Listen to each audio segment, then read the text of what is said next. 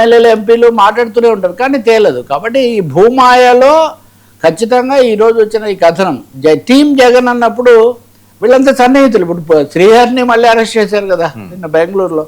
ఆయన ఈరోజు వీళ్ళు హైకోర్టులో హెబియస్ కార్పస్ వేశారు. అంటే ఎక్కడికి తీసుకెళ్లారో. ఇంత జరిగిన తర్వాత పోలీసులు అంత సాహసం చేసి ఏదో తెలియకుండా అజ్ఞాత ప్రదేశానికి తీసిపోతారని మనం చెప్పలేం. కానీ 24 hours 24 గంటలు సమయం తీసుకునే అవకాశం మాత్రం ఉంది.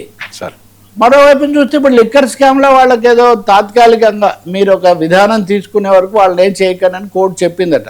ఒక 6 కేసుల్లో కోర్టుల ముందు వివిధ దశల్లో ఉన్నట్టుగా ఇప్పుడు వస్తున్నాయి. బట్ అజయ్ కల్లాం మీద స్టోరీ రావటం, జగనన్న కాలనీల మీద పెట్టిన ఈ ఫోకస్ మటుకు ఒక నెక్స్ట్ ఒక మేజర్ షాక్గా మారే ఒక అవకాశం మాత్రం ఉంది.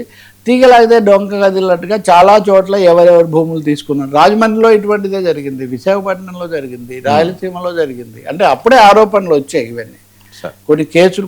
నా ఉద్దేశంలో అప్పుడైనా ఇప్పుడైనా 2014-19 మధ్యలో అయినా ఈ 12-11 ఏళ్లలో జరిగినవన్నీ సమగ్రంగా ప్రక్షాళన చేయాల్సిన అవసరం ఒకటి ఉంది ఖచ్చితంగా.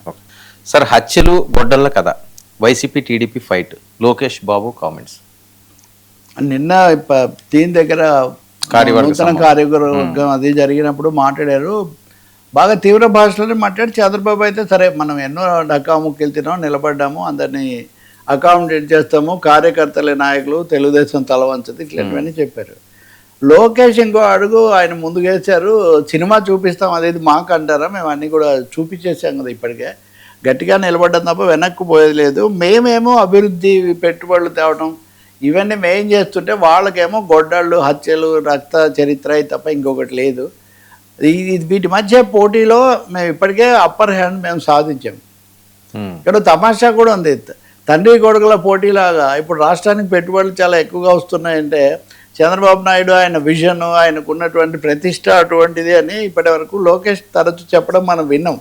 కానీ నిన్న చంద్రబాబు నాయుడు రాష్ట్రానికి భారీ పెట్టుబడులు లోకేష్ వాళ్ళు వస్తున్నాయి, లోకేష్ ఎంతో చొరవ తీసుకొని లోకేష్ను చూసే ఈ భారీ ఎత్తున అంతర్జాతీయ కంపెనీలు ఇవన్నీ కూడా ఇంత వేగంగా వస్తున్నాయని చెప్పారు. సరే, తండ్రికి ఉత్సాహం ఉండడం, లేకపోతే ముఖ్యమంత్రిగా యువనాయకుడిని ప్రోత్సహించడం, మీరు ఏ విధంగా తీసుకున్నా సరే ప్రొజెక్షన్ ఇప్పుడు చంద్రబాబు దగ్గర నుంచి కొంచెం ఫోకస్ ప్రొజెక్షన్ లోకేష్ పైకి మార్చడం బహుశా ఆయనే మొదలు పెడుతున్నట్టుగా కనిపిస్తుంది. ఇప్పుడు ఇద్దరు తెచ్చినా తర్వాత ఎన్ని ఫాలోఅప్ ఎలా చేస్తాము రాష్ట్రానికి అన్నది దాని మీద ఒకటి ఆధారపడి ఉంటుంది. కానీ మొత్తం మీద ఇద్దరు కూడా చాలా భారీ ఎత్తున కార్యకర్తలు ఎలా ఉండాలి, అలాగే యువతను ఎలా కలుపుకొని పోవాలి, సీనియర్లను ఎలా గౌరవించాలి, ఈ విషయాలన్నీ మాట్లాడారు. హత్యలు వాటన్నిటిని మన మీద రుద్దడం ఇవన్నీ చేశారు. వైసీపీ వాళ్ళకి తెలిసి విధ్వంసం వర్సెస్ వికాసం ఇది స్లోగన్. మనదేమో వికాసం, వాళ్ళదేదో విధ్వంసం, దాన్ని మనం ఇప్పటికే ఓడించాము అని అంతటితో ఆగకుండా మళ్ళీ మనమే రావాలి. కొన్ని రాష్ట్రాల్లో వరుసగా అవే ప్రభుత్వాలు వస్తున్నాయి కాబట్టి ప్రోగ్రెస్, అభివృద్ధి అనేది ఆగకుండా వెళ్తూ ఉంది. ఇప్పుడు మీరు వైకుంఠపాళిని గుర్తు చేసుకోవాలి. చంద్రబాబు నాయుడు కడపలో మహానాడు జరిగినప్పుడు వైకుంఠపాళి వద్దు, ఒకసారి పరమపద సోపానంలో పైకి కిందకు పాములు నిచ్చెనలాగా మీరు చేయకండి, అలా చేస్తే బ్రేక్ పడుతుంది అని అప్పుడు చెప్పారు. అది నెగిటివ్గా ఎందుకు చెప్తున్నారు? నిన్న కూడా అన్నారు ఆ మాట. నిన్న అదే. కానీ ఈయన ఏం చెప్తున్నా అంటే ఒక ప్రభుత్వం ఉండడం చాలా అవసరం. ఒక ప్రభుత్వం ఉంటే అంతకుముందు ఉన్నవన్నీ కూడా కంటిన్యూ అవుతాయి అని. వాస్తవం చెప్పాలంటే ఆంధ్రప్రదేశ్లో కూడా అది లేదు. ఇప్పుడు తమిళనాడులో, కేరళలో ఒకరి తర్వాత ఒకరు వస్తారనే ఇది ఉన్నట్టే రాజస్థాన్లో, ఆంధ్రప్రదేశ్లో కూడా నేను గతంలో కూడా చెప్పా, ఒక్క వైఎస్ రాజశేఖర రెడ్డి మాత్రమే వరుసగా రెండోసారి ఒకటే నాయకత్వంలో తిరిగి వచ్చారు.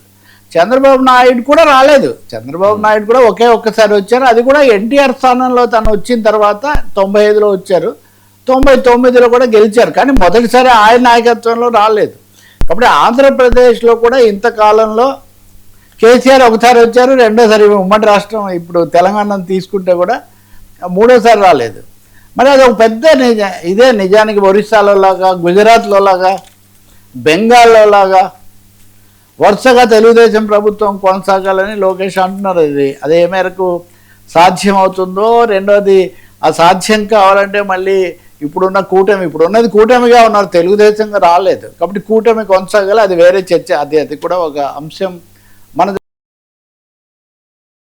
చేసుకోవాల్సింది ఏంటంటే ఈ గొడ్డళ్ళు హత్యలు ఎవరు అని. సరిగ్గా ఇదే సమయంలో వైసీపీ వాళ్ళు వరుసగా భూమన కరుణాకర్ రెడ్డి ఇంకా కొన్ని చోట్ల ఇతరులు కూడా పెట్టి అసలు చంద్రబాబు అప్పుడు వాళ్ళని చంపించారు, వీళ్ళని చంపించారు, తెలుగుదేశం వాళ్ళంతా వాళ్ళ చరిత్ర అంతా ఈ హత్యల చరిత్రని.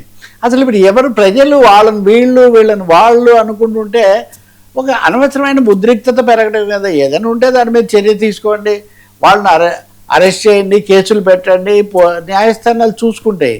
కానీ ఇప్పటివరకు సాగుతున్న నెరేటివ్లో ఒకరి తప్పులు ఒకరు లేకపోతే ఒకరు ఇంకొకరు అనుకోవటం కాకుండా మీరు హంతకులు అంటే మీరు హంతకులు, మీ చేతులకు ఇది అంటే మీ చేతులకు రక్తం అన్న పద్ధతిలో మారడం మటుకు కొంచెం ఆందోళన కలిగిస్తుంది. అంటే వేడి వివాదాల తీవ్రత పెరుగుతుంది, ఒకరినొకరు అనుకునే మాటలు కూడా పెరుగుతున్నాయి. ఇంకా చాలా పేర్లు చెప్తున్నారు.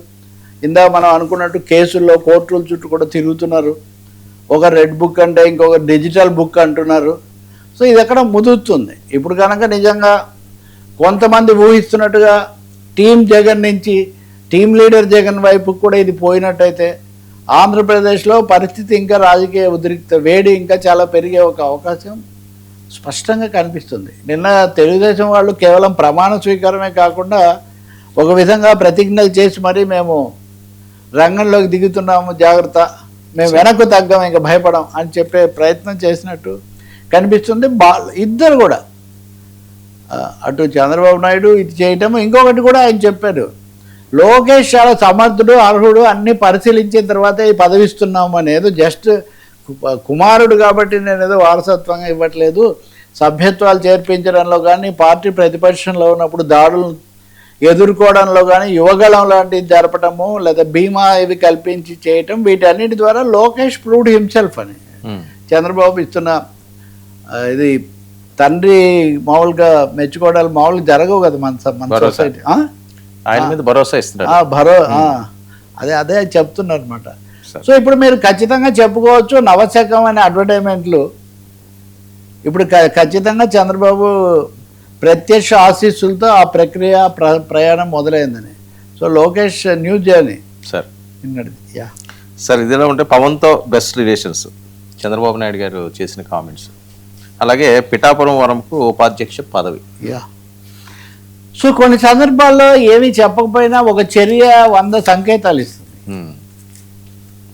పవన్తో బెస్ట్ రిలేషన్స్, కానీ పవన్తో చాలా వర్స్ట్ రిలేషన్స్ ఉన్నటువంటి లేదా పిఠాపురం కార్యకర్తలతో వర్స్ట్ రిలేషన్స్ అంటున్న ఫైటింగ్ రిలేషన్స్ ఉన్న వర్మను ఆ పార్టీకి ఉపాధ్యక్షుడిని చేశారు. ఆయన నిన్న ప్రమాణ స్వీకారం కూడా చేసినట్టున్నారు.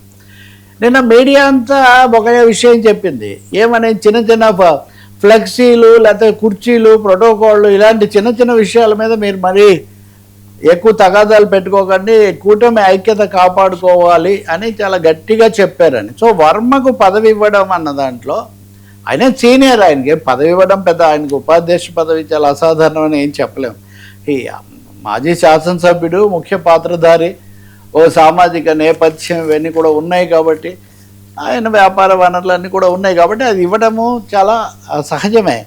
కానీ అదే సమయంలో అటు నాగబాబు లాంటి వాళ్ళతో ప్రత్యక్షమైన వ్యాఖ్యానాలకు లేదా తెలుగుదేశంలో స్థానిక ఈ మధ్యనే ఆ పెండెం దొరబాబుతో ఘర్షణ ఇట్లాంటి వాటి ద్వారా వర్మ మీద ఏదో చంద్రబాబు ఫైర్ అయిపోయారు, చాలా అది చేశారు ఇది చేశారని కథనాలు ఇచ్చారు. నిజంగా